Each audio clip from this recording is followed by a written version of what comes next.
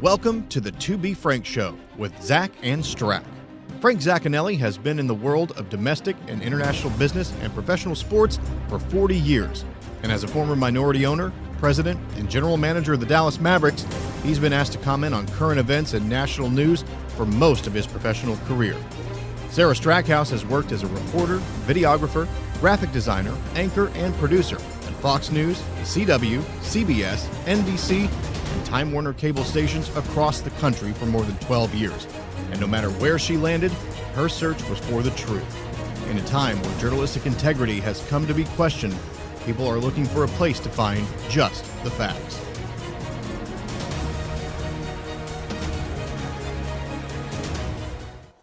Happy Monday, everybody. Welcome to the Monday edition of the To Be Frank Show from Dallas, Texas.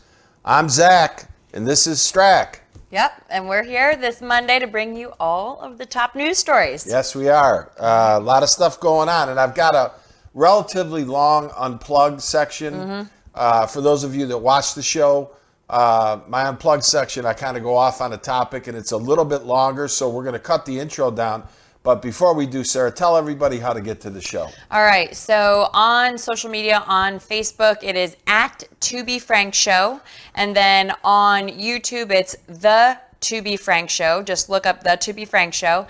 And then you can also go to tobefrankshow.com to find out more information. And of course, all of the links are right there. Okay. And the viewership is growing.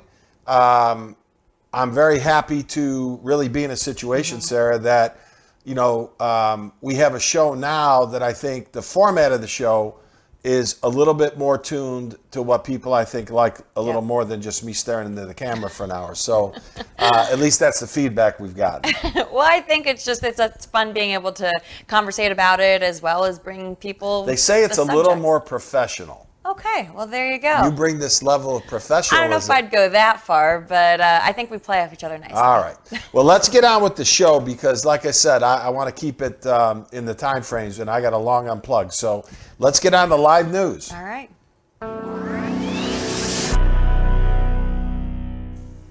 All right, so this first story, we are talking about vaccinating kids. So the FDA said that Pfizer vaccination for children 5 to 11, quote, overall benefits may still outweigh the risks. All right, so here's where I come out on this one, Sarah.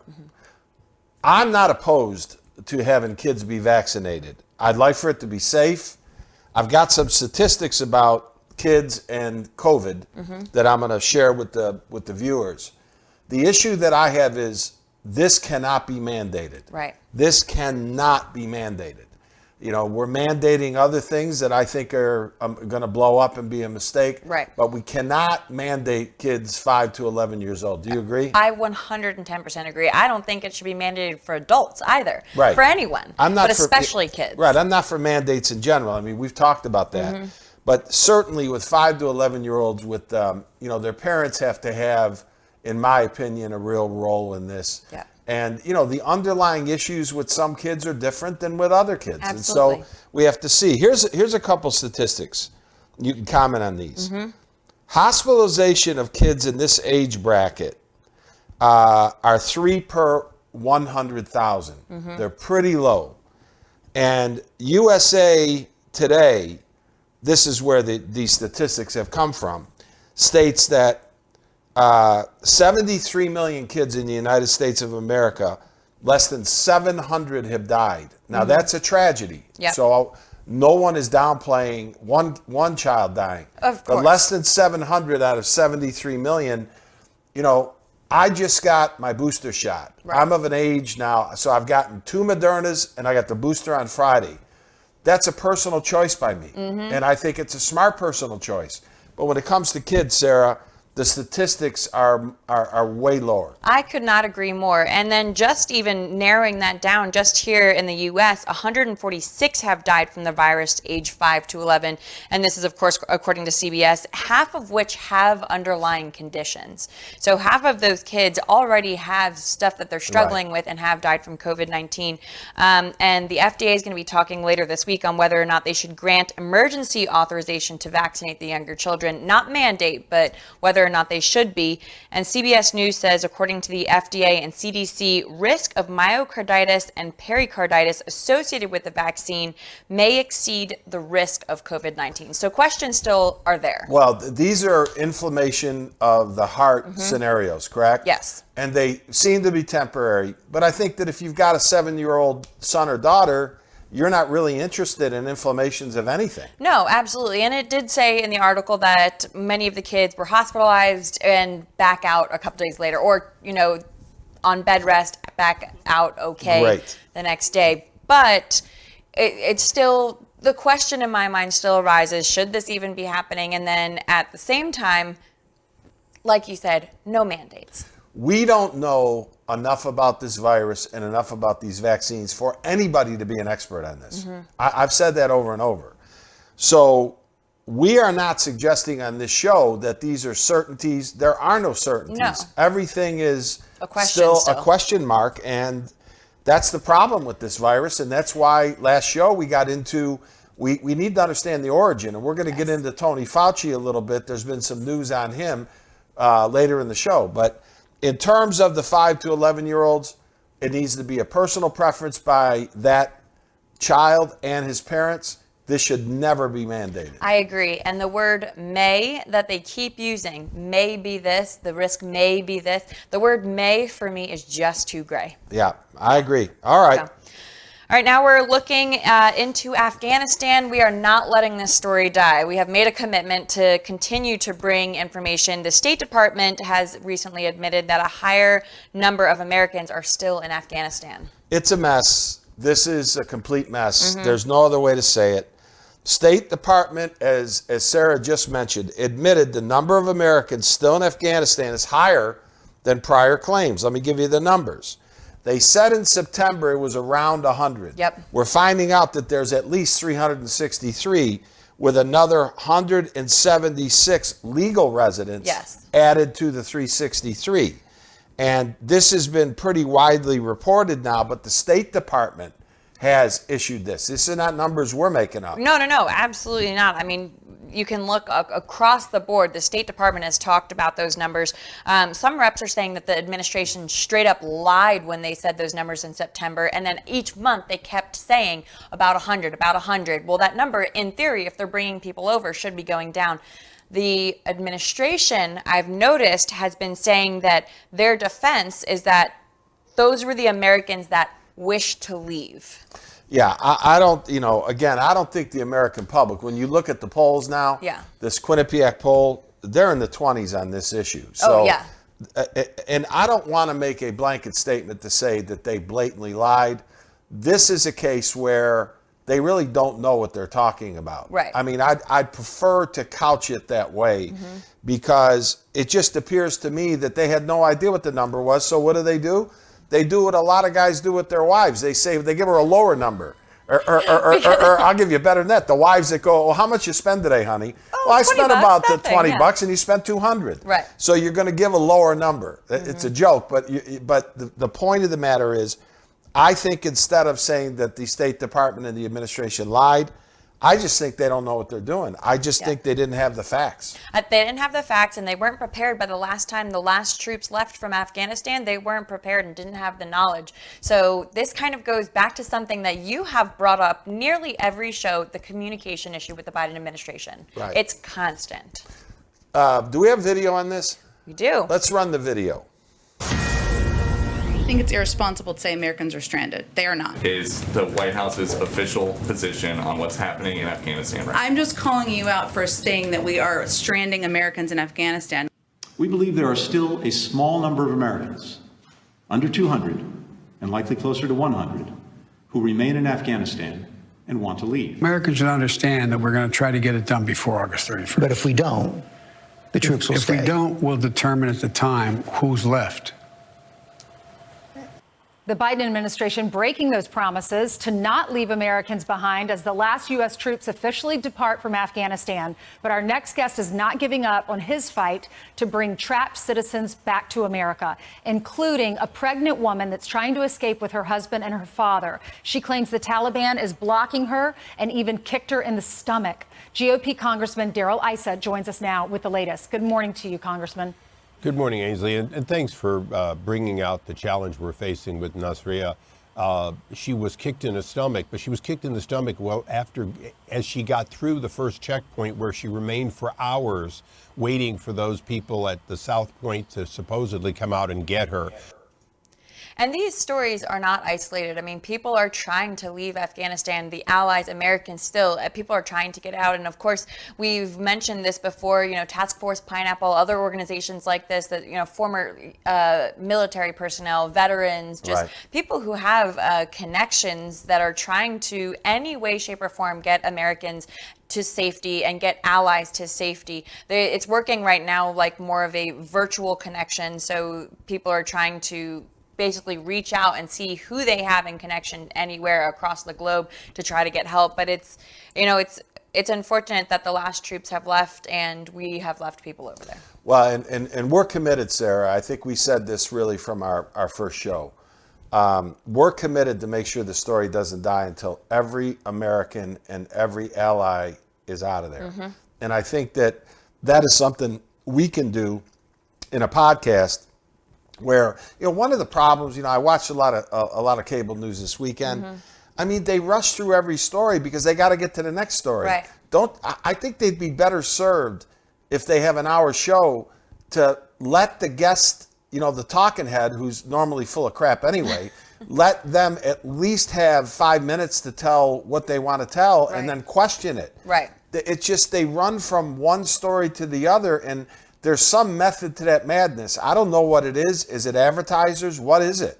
Because it doesn't serve the public very well. Well, I think they're probably trying to do as many stories as possible to touch on giving you all the information, all the breakdown. But a lot of times what happens with that is it's information overload, and as well, you also don't get all the facts. There's no possible way in a 2-minute segment to get all the facts. Well, look at our show. Yeah. We have 9 segments. Yep. We could have 20. Yeah. But I mean, does that really serve the listening public? Does that really serve the people that go to the 2B Frank show to try to get some information? I don't think so. Well, because you're not getting all of the information. You're just hearing snippets. So no, I agree. But we'll stay on it. Yeah, this story is not going away until every American comes home. Absolutely. Okay. All right, well, moving along, and same thing. We have touched on this a number of times. We are talking supply chain right now, and as it relates specifically to small businesses, there have been major delays. We've talked about what's happening with the port. We've talked about them trying to keep it open to kind of shuffle with this. But now, not only big chain businesses, the Targets, the Walmarts of the world, but small businesses are really affecting it, are really feeling the effect worse. Well, here's why. I'll give you the here's why. Is that big businesses can afford to buy in bulk. Yeah. Okay, so they buy in these huge bucks. Now, big businesses are having problems as well, but they have the financial staying power to be able to go and make larger buys, which means that their inventory is deeper. Right. With small businesses, according to ABC News, 45% of these small businesses said they are having domestic supplier delays. For a small business, that's a killer. And let me go back, Sarah, to, prior shows last year where we got into jobs and creation of jobs. 85% of the jobs in the United States are created by small business. Yep. So this is part of the pattern that is really dangerous. Oh, yeah. And people, the sad thing about it is that people are already really struggling from COVID-19, from the coronavirus, from the shutdown. ABC News says that 16% of small to medium-sized businesses in the U.S. remain closed. That was as of July 2021, down 22% in February.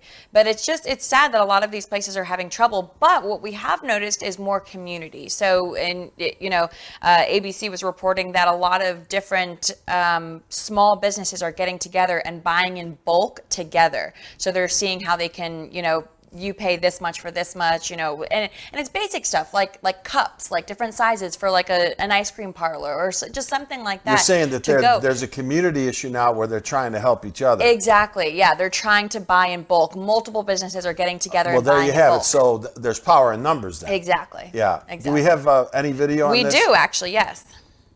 We have 62 vessels, container vessels, waiting to get into either the Port of Long Beach or Los Angeles.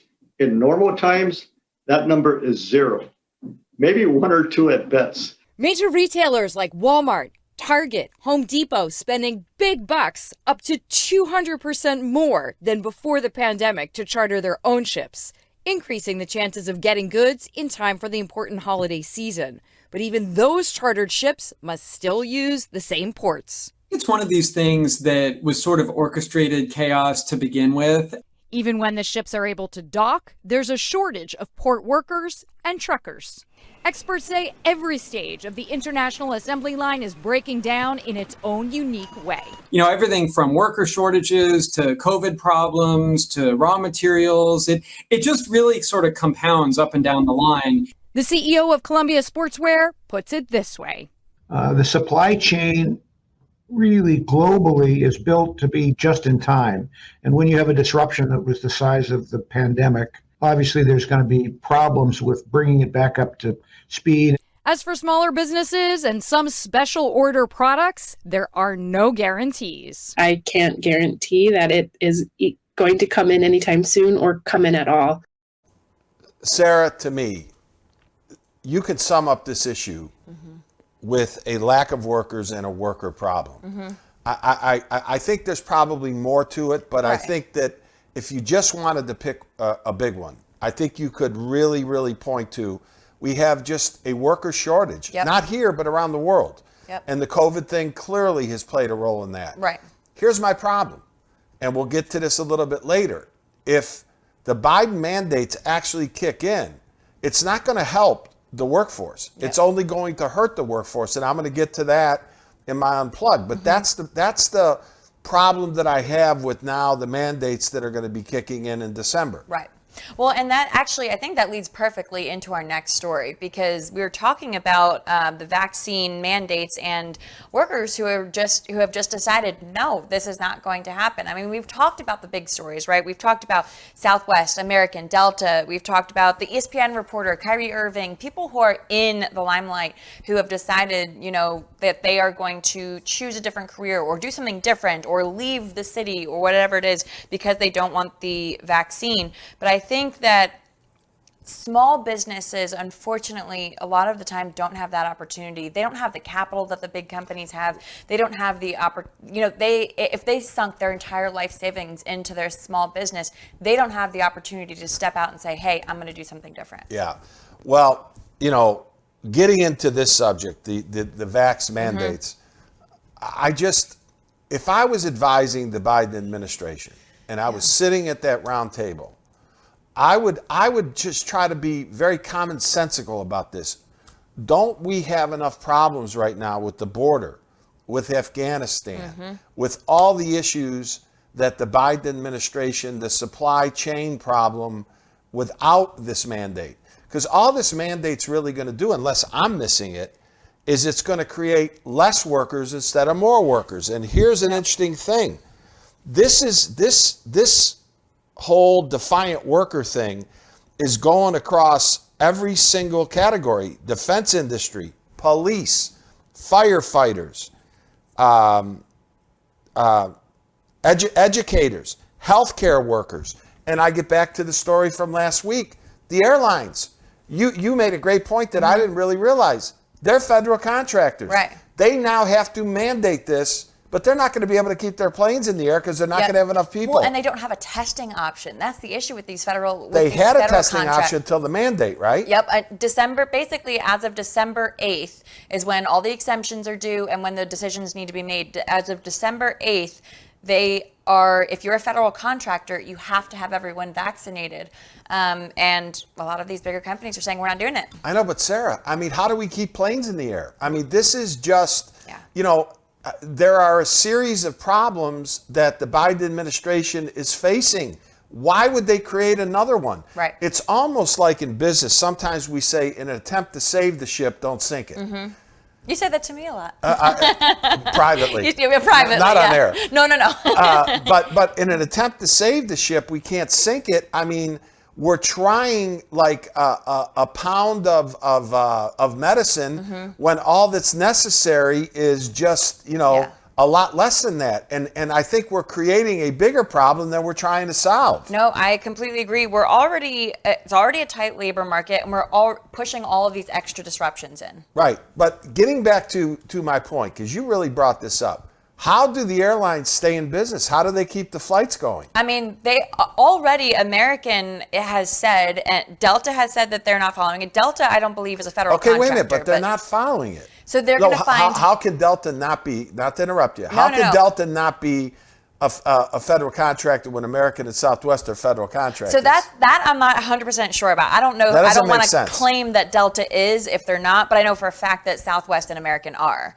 So, but even though they are federal contractors, American has said that they're not looking to lay anyone off. They will find other accommodations. So what happens on December 8th? I don't know.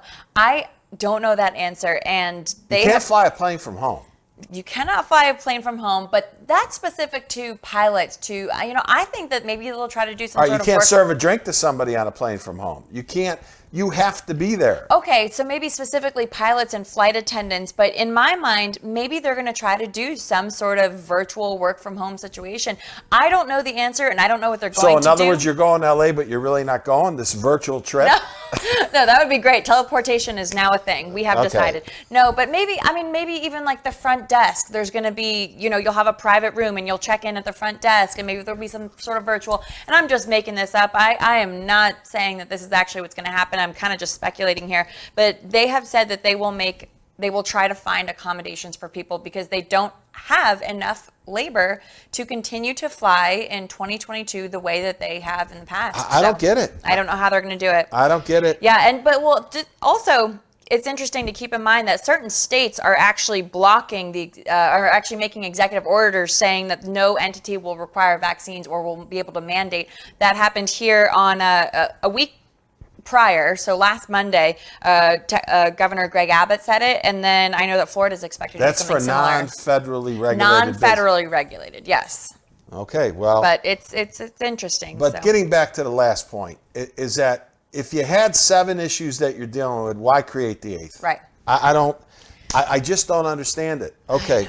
Well, and our next topic, we're talking about world food prices hitting a 10-year high. And I feel like this just continues to go along with everything that we're seeing. The supply chain issue, the labor issue. I mean, it's never ending. Well, this isn't us again. Yeah. Janet Yellen, who's the Treasury Secretary, said, I believe Thursday or Friday, or no, I think it might have been yesterday on one of the talk shows on Sunday morning, that the U.S. has not experienced the recent inflation levels in a long time. That's coming from the Treasury Secretary. Mm-hmm. So that's all, again, being caused by the fact that prices are rising because it's a supply and demand curve, right? And for everybody out there, supply and demand is in every commodity. Like, in other words, if the people are building too many houses, the price of lumber goes up. If they're not building as many houses, then the price of lumber goes down. It's a commodity. And so in this case, when the Treasury Secretary basically says we haven't seen this in a long time, that's not comforting. No, not at all, especially when it comes to, Bloomberg has said that this is the highest in about 10 years, almost a decade. We're almost at the highest. And basically 12 straight months, the cost has gone up. I mean, that is very rare for 12 consecutive months for that cost to continually go up. And I feel like it's just the perfect storm. Coronavirus, the labor shortage, there was a drought in South America, high demands for biofuel, record number of food purchases in China, which I thought was really interesting. Struggles at the border, import-export issues. We have seen just about everything in these last 12 months, and it's the perfect storm of everything's going to cost you more. Our country's going to now start to bid against each other for some of these commodities? I imagine so. Are they just going to, and what happens in any auction, price goes up, right? Yep, it's just going to continue to go up. So people, you're either not going to have anything on the shelves and you're just going to have to deal with what's in front of you, or people are going to have to start figuring out how to make stuff themselves. We're going to have to start to get more self-sufficient, or at least each country is going to have to start to get more self-sufficient. So I don't know what the answer is there. Well, but again, in this case, it lends itself again to, we already have shortages, we have labor shortages. Please don't enforce these mandates to a point now that people are just walking off the job, because then we're just going to create even a worse problem. Yep, it's going to be 13 months, 14 months, 15 months. It's going to keep going. All right. So, all right, well, time now for a look at Double Take.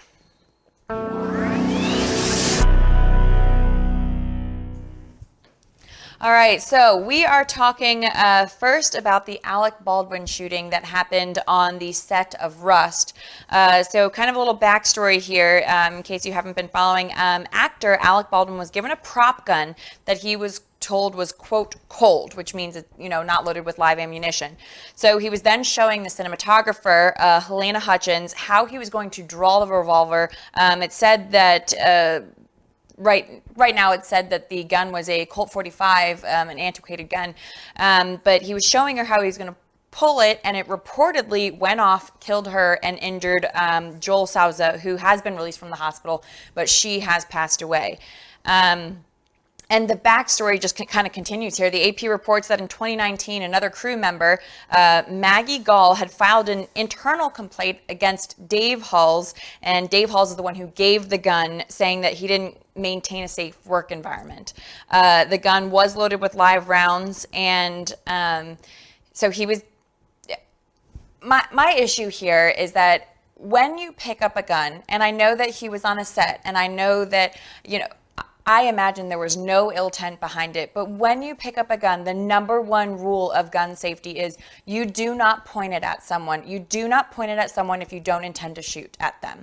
And again, this was a movie set. There was not supposed to be any live rounds, but that's also, the second rule. You check to see if it's loaded, but you handle a gun, whether it's loaded or unloaded, in that manner.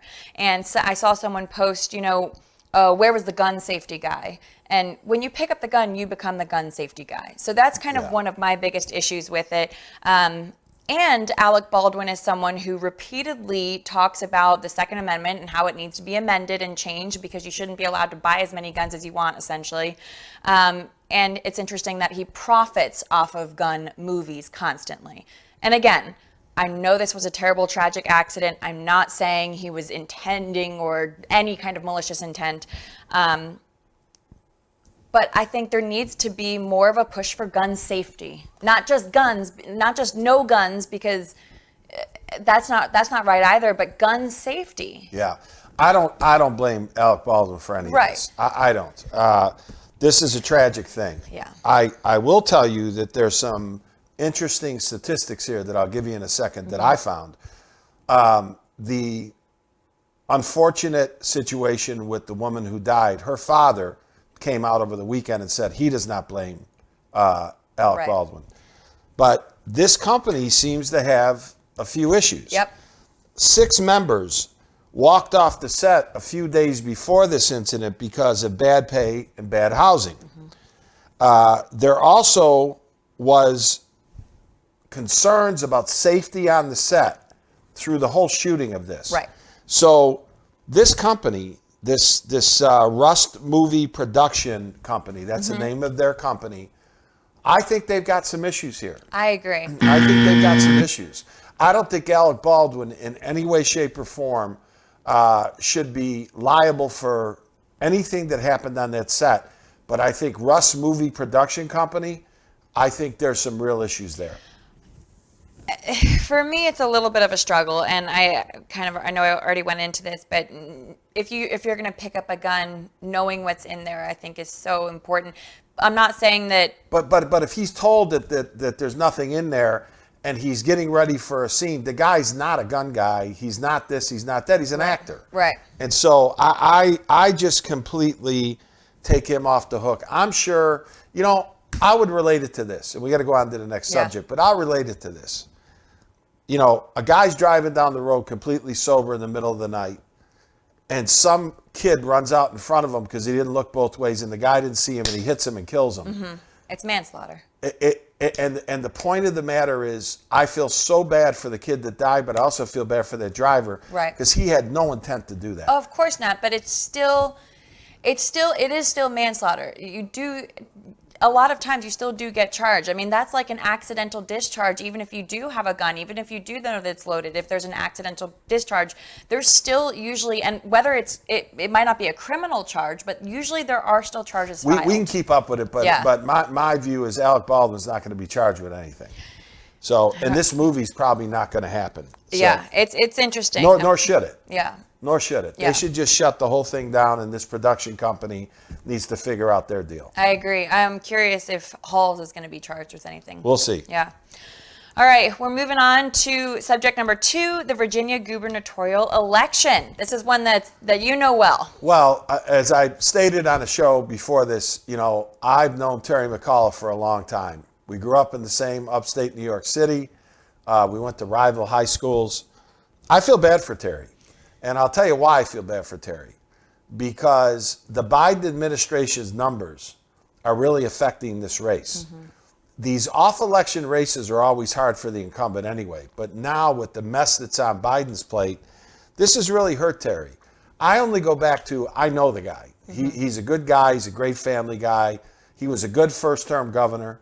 In Virginia, for those of you that don't follow it, they have the weirdest laws ever. I think they're the only state that you can only serve one term, then you have to sit out a term, and then you can run again. For me, this race has gotten so much publicity. Terry's a household name, and I believe he's in the end going to win. If he wins, this is really going to help him run for president in 2024 because this has gotten an incredible amount of notoriety. Mm-hmm. He made a mistake in the debates where he talked about parents not having a role with their child's curriculum. Yeah. That was a huge mistake. Yeah. I mean, I was looking at the statistics, and according to The Hill, they were exactly tied in one of the most recent polls. It was 48.3% on both sides, which I thought was really interesting. I mean, you rarely ever see it down to the, tenth of a percent. And to what you were saying, people in Virginia, from Republicans to Democrats, are 48.7% to 47.9%. So it's a really close race. CNN reports that the Virginia race usually has a good track record for foretelling the national environment a year later, kind of what you're saying again. So it's interesting. I'm very interested to see what's going to happen November 2nd. Yeah, and the latest controversy that came out yesterday, and this has nothing to do with Terry. Kamala Harris came to campaign with him. Barack Obama, the former president, was there over the weekend.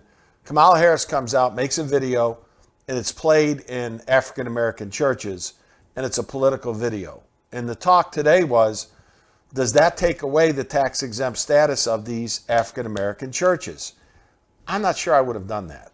I'm just not sure I would have done that. That just, to me, churches are there for a different reason. Yeah. And I understand that in the African-American community, unlike other communities, they bond together, and this is important to them. And I get all that.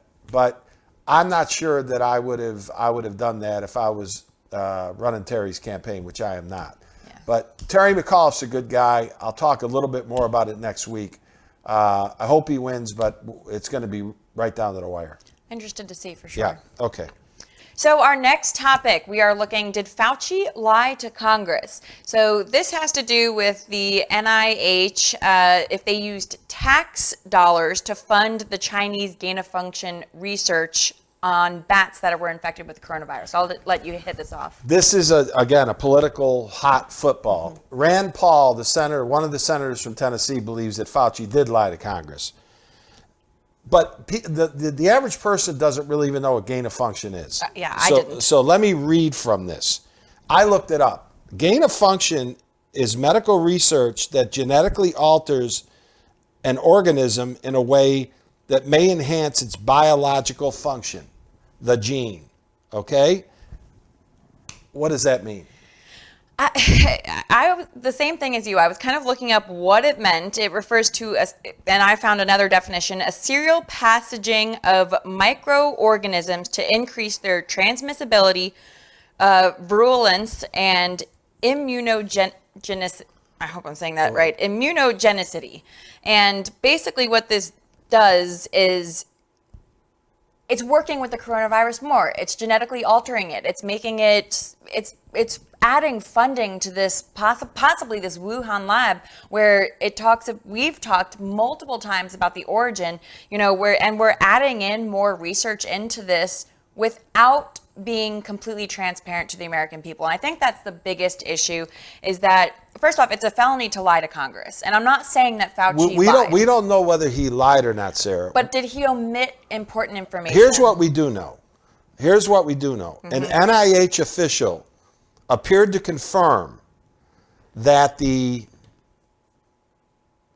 taxpayer dollars were used for the research in the lab for gain of function. This came out of the NIH last week. Yep. So that appears to be a statement now coming out that contradicts some of what Anthony Fauci said in front of Congress. Okay. And that's not all. There was a lot more too. So a report from the White Coast Waste Project found through a FOIA, Freedom of Information Act, that the NIAID, which the NIH, is overseas, found that more than $400,000 of that was spent on canine experiments. And one of them that I think has gone viral on social media, you've probably seen it, where beagles are essentially infected with parasites via biting flies. So people are naturally enraged about this. And yesterday on Twitter, I saw that the trend, one of the top trending hashtags was #ArrestFauci. All right. To Fauci's defense, so we try to balance this out a little bit. He's got an impossible job. He didn't get along with Trump.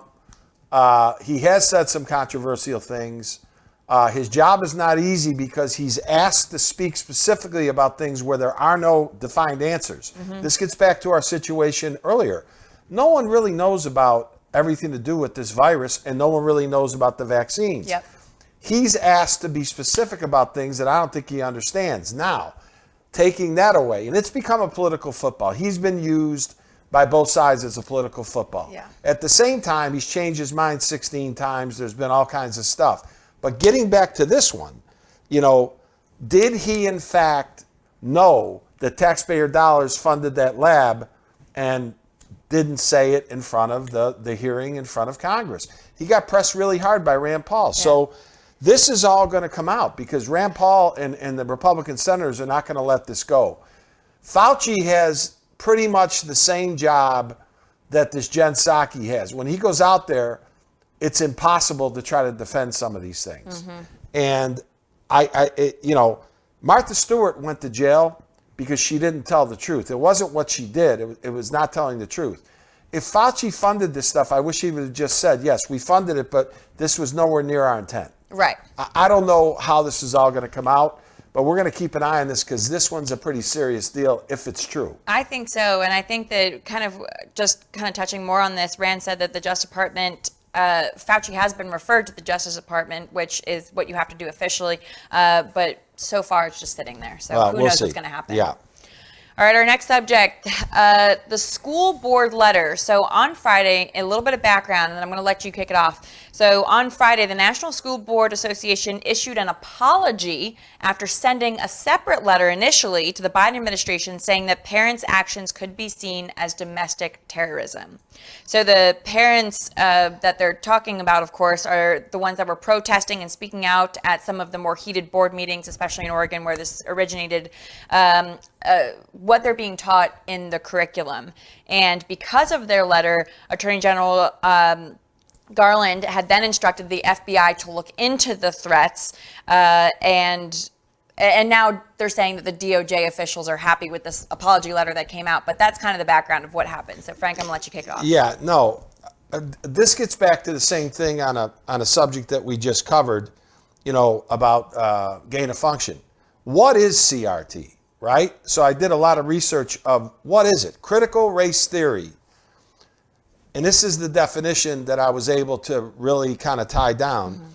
Rests on the premise that racial bias is baked into the U.S. laws and institutions. It's baked into our institutions and our laws in the U.S. That is what the critical race theory whole movement is all about. Not to be confused with ethical studies, which I think you talked about on one of our shows that you actually took. You took it in either high school or college? Yeah, we took ethnicity. I think that classes. is hugely important. Yeah. I think we should understand more about the African Americans' plight. I think we should understand more about how their history has now created the situation in 2021. I think that's across the board for all the nations that have come here, because America is the melting pot. Everyone essentially is an immigrant, unless you are, of course, an indigenous person, a Native American here. But, the Asian Americans, the Italian Americans, the African Americans. Right, but the African Americans were forced to come here in the beginning. So that has a little bit of a different spin. Absolutely. But the whole critical race theory issue, I think, is more about how are they going to teach it and how are the schools going to use it versus what it really is. Again, I get back to the ethical studies, which I think are tremendous. And I think that gives our young people an understanding about how the country was built. Okay? The ethnic studies, yeah. I think it's huge. But we don't know much about the African American culture. We need to understand more about it. I think that would lend itself to understanding more about the African American people. I really believe that. This whole critical race theory, though, is a political football that's getting bounced around. And this one certainly is not going away anytime soon. Well, and what's frustrating here is that the parents who were speaking out about what was being taught or what was happening in their school district, whatever it was in the curriculum, them being called domestic terrorists, that is completely... It's terrible. It's terrible because, maybe there was violence that occurred. There was talk of people being arrested, but that's completely different than a domestic terrorist. It's terrible. It is. No, but this shows it's the a waste division. of time for the DOJ. It shows our division in our country. But, I've said this over and over, and I know we got to move on. I don't know how every vote goes along political lines. No way that 100 people all think the same about everything. No. That's just impossible. This is all being manipulated by the political parties, and that's the problem. There's no trust on either side, Sarah. That's the problem with all of this. There's no trust on either side. Common sense tells me it's not the critical race theory as a subject. It's how is it going to be used? How is it going to be taught? Are they going to make white young kids feel like they're responsible for every problem that's happened in the African American community? How's it going to be used? Right. Because I think African Americans don't want that. They don't want that. So it's just there's no trust, and that's the problem in our society today. Yeah, I would definitely agree with that, and I think that parents should be able to speak out about their kids and what they're being taught. Well, they certainly should have a role in their kids' education. I think so. Okay. All right, our next subject. So in North Carolina, a high school football game banner became the subject, which a banner should never be the subject. So WIFR, which is a CBS affiliate in Charlotte, they ran this story about a sign that's causing a lot of controversy at a recent football game between two high schools in the district. So it was between Butler High School and Charlotte Catholic High School. Butler High School, the cheerleaders held a banner that said, "Sniff, sniff, you smell that, $privilege, $." And it was implying that the Charlotte Catholic High School students are privileged. And I was kind of reading one story about, a single mom who's putting her kid through school and worked really hard. Every penny goes to be there. And she's like, we're not privileged. Not everyone's privileged. But again, I think this goes back to coaches, administrators, parents. Did they know this was happening? Did they allow this? My question kind of here is it okay to make that kind of statement at a sporting event? Is it not okay? These are just young kids. I mean, I chalk this one up as a semi-nothing burger. I mean, I went to Catholic school from kindergarten to 12th grade. Mm-hmm. In some ways, was I privileged to be able to do that? I was. Mm-hmm. I don't even understand what the privilege side means. It could mean 7 different things, right? I had a mother and a father. I grew up in a blue-collar family. We didn't have any money. But was I privileged to go to a great school? Yeah, I guess I was.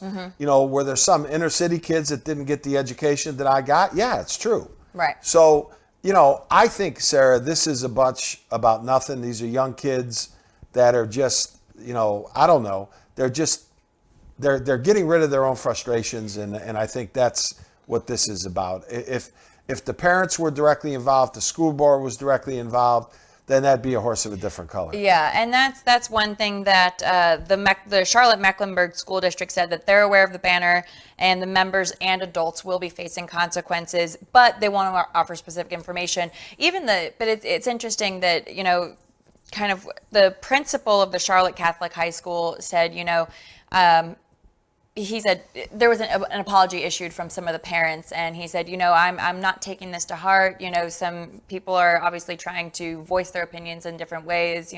Hopefully we can all learn from this and kind of move forward. I think this is a nothing burger compared to the unbelievable issues that we have on the table. Yeah. Right. Hopefully it gets resolved nicely. All right. So, all right, time now for Frank Unplugged.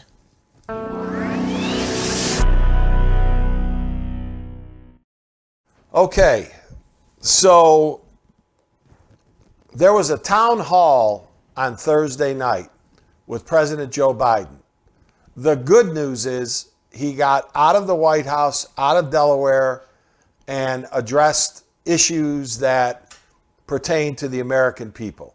CNN broadcast the town hall, and I've been saying, so I'm not going to be hypocritical, that Biden has got to get out more. He's got to be heard a little bit more. He's got to start explaining things a little bit better. And I've been a big advocate for that and his administration.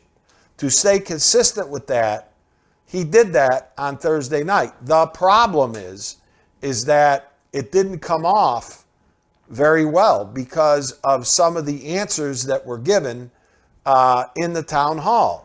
And CNN and Fox and CNBC and the AP, they've all done their fact checks. So the information I'm going to be giving you on the fact check side is going to come from CNN, that I think is a fairly friendly group to the Biden administration. I'm going to give you some of the statistics.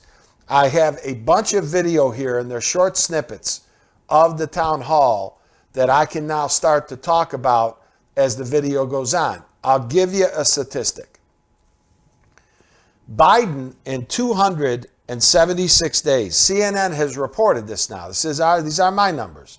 In 276 days as being president, President Joe Biden has been out of the White House, either in Delaware at one of his two houses or at Camp David. 108 days, all are part of 108 days out of the 276. That's a 39.1% factor of being out of the White House. And where does it hurt him? When he says that he's been busy and he doesn't have time to get down to the border. I mean, he says this in the town hall. That's a problem. And I'm trying to dissect this. For those of you that are pro-Biden, I'm not pro-Biden, I'm not against Biden, I'm pro-America. And I'm not an ideological guy that's trying to come after Joe Biden because he's a Democrat. It may seem that I'm being pretty harsh on him today because of some of the things that really came out that I think the American public has to talk about. And there's no question in my mind. I've talked to all my Democratic friends over the weekend. They thought it was not great in terms of his performance during this CNN town hall. Let's run the first tape, and it's on tax rates existing today. IRS data shows that the top 5% of income earners pay 60% of the income taxes in this country. I hear you repeatedly say that the wealthy are not paying their fair share of income taxes. What is the percentage of income that you believe is fair? Well, I think what's fair is that the present tax code, the highest tax rate is 35%, number one, okay? All right. Problem number one, fact checked by everybody. President Biden, the top tax rate is 37%. not 35%. Okay? Now, is that just a slip by him?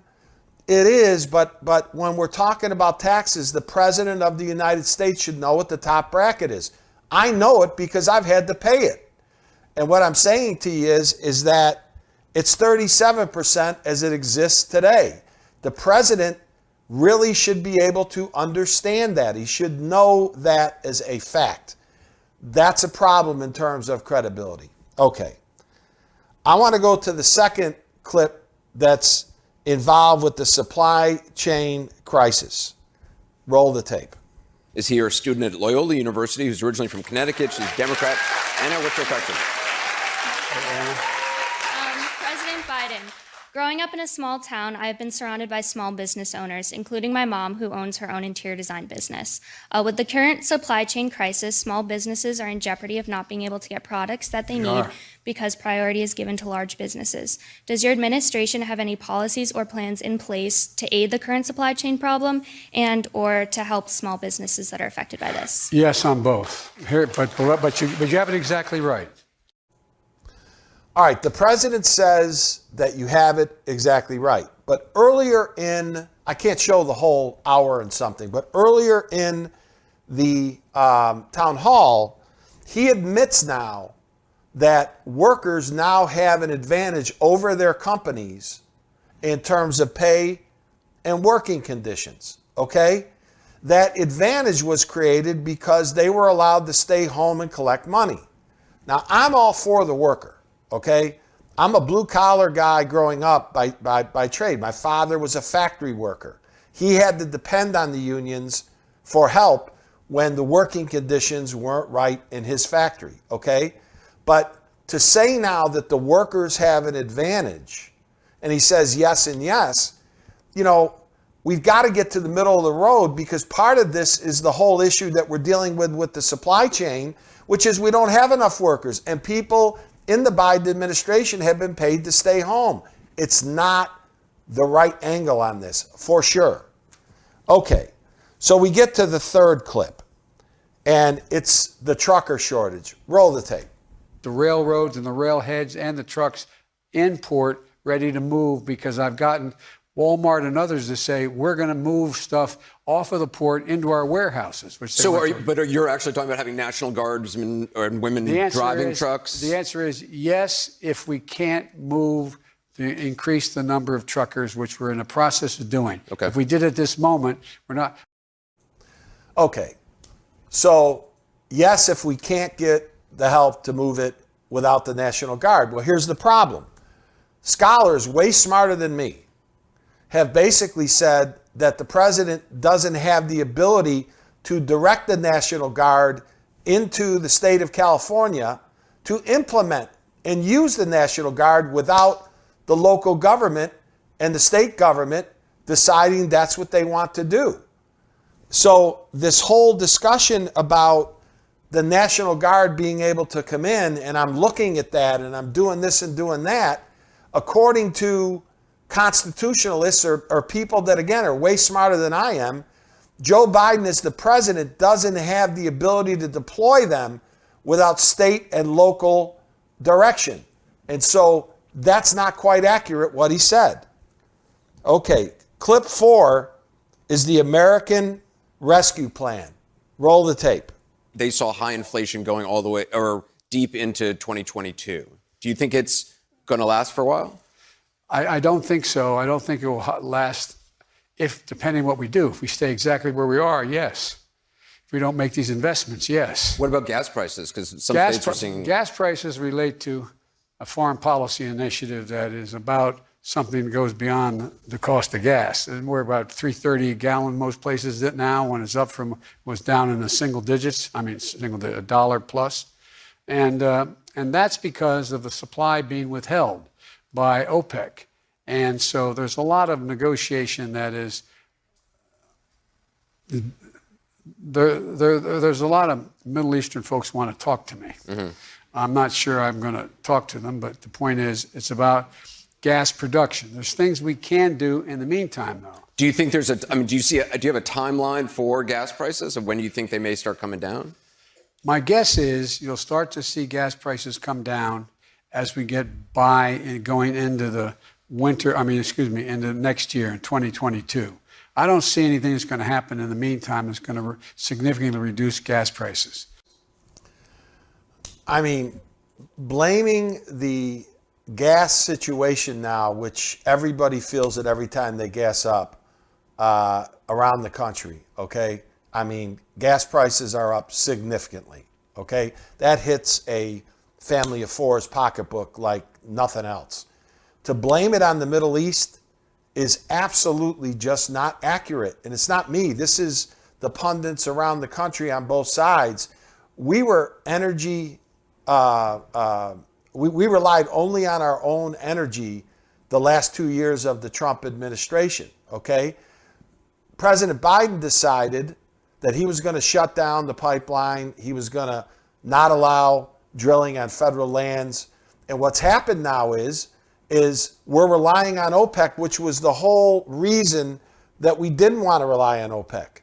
And he says that a lot of Middle Eastern companies want to talk to him, and he doesn't know if he's going to talk to them. That just didn't make any sense to me. It just doesn't make sense. And again, I'm not here to pick on the President of the United States for political reasons, but this is unanimous across all political lines that he does this town hall, but his answers really don't match up to what's actually going on the ground. And the last clip, and then I'm going to talk a little bit about all this. Just roll the clip. All I can say is to this one, wow. Right here in Baltimore are refusing to comply with city vaccine mandates. I'm wondering where you stand on that. Should police officers, emergency responders be mandated to get vaccines? And if not, should they be stay at home or let go? Yes and yes. By the way, I mean, we've covered this one. You know, you're going to demand now the police officers, firefighters. We've already got police shortages in certain places, okay?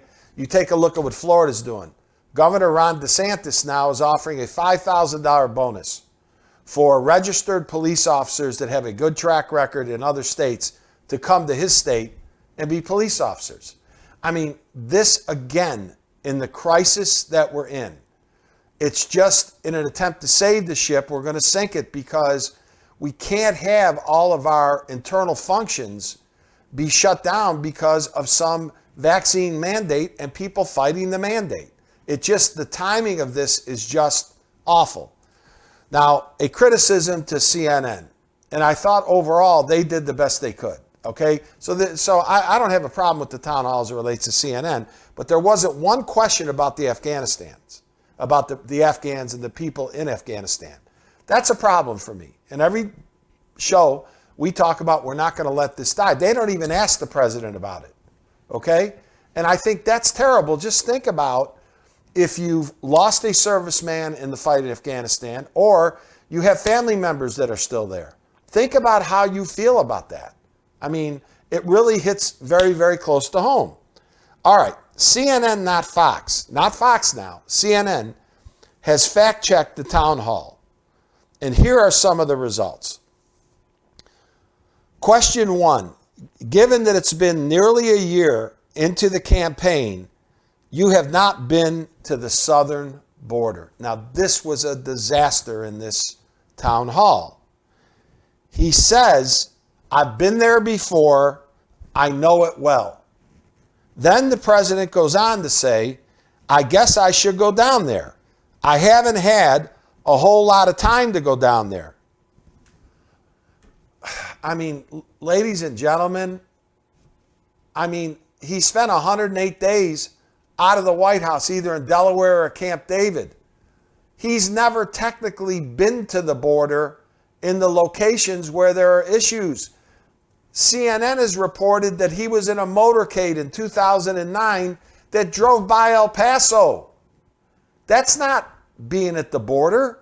The border problems are in the state of Texas on the southern side from Brownsville up. You know, Del Rio, Texas. That's where all of these things are occurring. So President Biden, you know, you're only hurting your own cause when you say you've been there, when when you say you haven't had enough time to get down there. It's just not what he should say. Topic 2, fact check, CNN. Top's tax rate, which I covered earlier, is 37%, not 35%. As the President of the United States, if you're going to have a tax increase, you need to know that. You got to know that. The third, when I was elected, there were only 2 million who had COVID shots in the U.S. Now that we have 190 million, okay, 2 million to 190 million, because I went out and bought everything in sight and it worked. Okay, not the To Be Frank show, not me, CNN. Biden's 2 million assertion is inaccurate, no matter how you parse it. CNN. Trump administration bought enough vaccines for a large portion of the 190 million doses. This is just the facts. And if he just handled the facts, if he just knew the facts going in, this would be a much better presentation from the President of the United States. I got to get to this. This hurts me that I'm even covering this to the level that I have to cover it. If I'm going to do a news show with my good partner Sarah, I've got to cover this stuff. And I don't want it to look like it's just strictly partisan, because it is not. We are not that kind of show. But this is unacceptable from the President of the United States. The fourth and last, and there were 10 of them. Biden said that there are over 800,000 sites in the U.S. that exist for vaccines. Well, CNN fact check, there's 80,000. He only missed it by 720,000 sites. I just, Sarah, I don't know. That was really not fun to do. Yeah. You know, I know that if you're at Fox or you're one of the Republicans, man, you're throwing a party. But you have to point out the obvious here. I mean, the obvious is that cognitively, he doesn't look... He's not there. Well, at one point, which I didn't want to show, because it's just too much. Anybody who's been to the port of Los Angeles knows Long Beach is right down the road. Long Beach is one of the most active ports in the world, okay? He didn't know Long Beach. In the town hall, Sarah, they had to tell him when he was struggling with the other port other than Los Angeles that it was Long Beach. And I don't blame the moderator. I don't blame CNN. You got to bail him out. I would have done it. Yeah. But this is the problem that we're having, is that we see in this country a lot of things slipping away, and we see a president that cognitively, and he's a nice guy, you know, he wants to be, wholesome, and he wants to be folksy, and he wants to be all that. I don't dislike this man. Sure. But, I mean, Anderson Cooper had to tell him. He had to tell him. Yeah. Well, Joe, it's Long Beach. Well, and Anderson Cooper is a sharp guy. You know, I might not always agree with everything he reports on or how he reports, but he's a smart man. He's sharp. And I think that this must have been kind of painful for him. Well, if I went to the Fox fact check, it would be worse than this. And I did not want to do that to our audience. Yeah. Because this is a tough deal. As I said before, every American needs to be concerned about this. Leave your political persuasions over here. Everybody's got to be concerned about what's going on here. Well, the fact that the President of the United States of America does not know a lot of these, I don't want to say basic, but the tax brackets, most people know. There's 800,000 sites in the United States that are vaccine sites. There's 80,000. Yeah. I mean, you're off by 90%. Right, right. And it just goes on and it goes on. I've been to the southern border. You haven't been to the southern border. Right. And neither has your vice president that you put in charge of it. And I have my own feelings on that. Right. I believe that she had a discussion with him. Please don't do this to me. You know, I mean, that's like, again, being the captain of the Titanic, being in charge of that mess and not really doing anything about it. How do you explain it? Yeah, absolutely. I mean, I think unfortunately, it's sad that there were that many instances that needed to be fact-checked. I said that there needs to be more communication. That's a fact, but he didn't help himself at all. And again, I talked to all my Democratic friends. I'm in the middle. I'm an independent.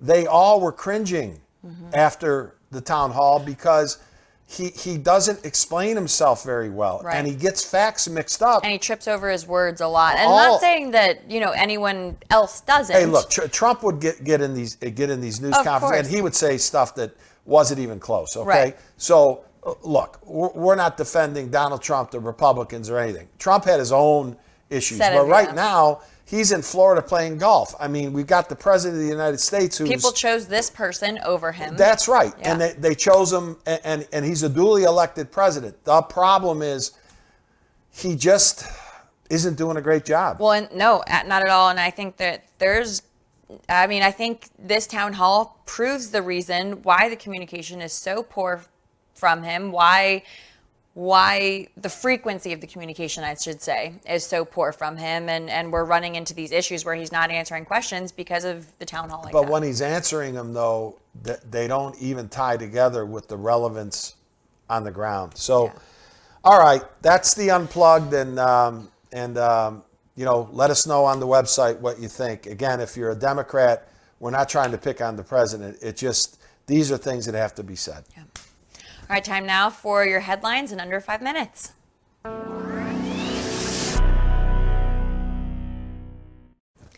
right, the top headline, we're learning more about the shooting on the set of Rust. Last week, according to Fox News, actor Alec Baldwin was given a prop gun that he was told was, quote, cold, which he was then showing to the cinematographer Helena Hutchins. How he was going to draw the revolver, and it reportedly went off and killed her and injured Joel Sousa, who has since been released from the hospital. The AP reports in 2019, another crew member, Maggie Gall, filed an internal complaint against Dave Halls, who is the gentleman who gave Baldwin the gun, saying that he didn't, quote, maintain a safe working environment. The gun was loaded with live rounds. It's unclear at this time if anyone will be facing charges. And the area just plagued by fire in California will now be hit with a, quote, bomb cyclone. In fact, the strongest ever, according to the National Weather Service.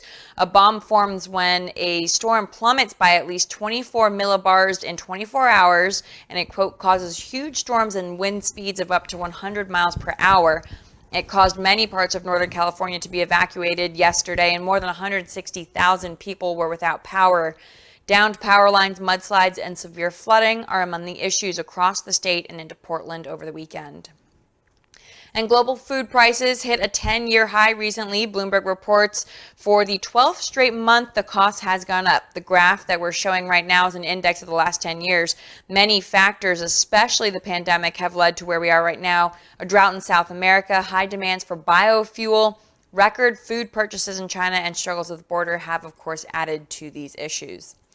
And following up on Brian Laundrie, it's been confirmed that his remains were found Wednesday in Florida Reserve, according to CNN. He and his then fiancee, Gabby Petito, went on a cross-country trip over the summer, and when they arrived back in Florida in September, Petito was missing. A few days later, Laundrie went missing. Petito's remains were found September 19th in Wyoming, and the autopsy revealed she'd been strangled to death. Laundrie's autopsy came back with, quote, inconclusive results, and the body is being transferred to an anthropologist for further investigation. Law enforcement are saying that a backpack and a notebook were found with Laundrie's remains and could be salvageable. To find out more information, let's look at your top headlines in under 5 minutes. Well, anybody who watched the football game last night, Sunday Night Football, should have evacuated the San Francisco 49ers because they made like they were evacuated. They got killed. Oh, my gosh. And the weather was just horrendous. I mean, I was looking at some of the replays that were happening. You could barely see the ball. You could barely see the players with how much torrential Well, they should have downpour was coming. evacuated the team because they didn't show up. So, No. I see what you're doing. So, all right. Well, that's our show for Monday's edition. And Sarah, we'll be back again on Thursday. Just real quick again, if you could let people know how they get to the show. Yep. On Facebook at To Be Frank Show. Of course, you can look it up on YouTube, The To Be Frank Show. And then online, tobefrankshow.com. And of course, all of your streaming audio platform services. We have Spotify, iHeart, Spreaker, iTunes, Google Play, all of the above. All right. So that's the show for today. Everyone, please be safe. Take care of your families. And we'll see you on Thursday. All right. Bye, everyone.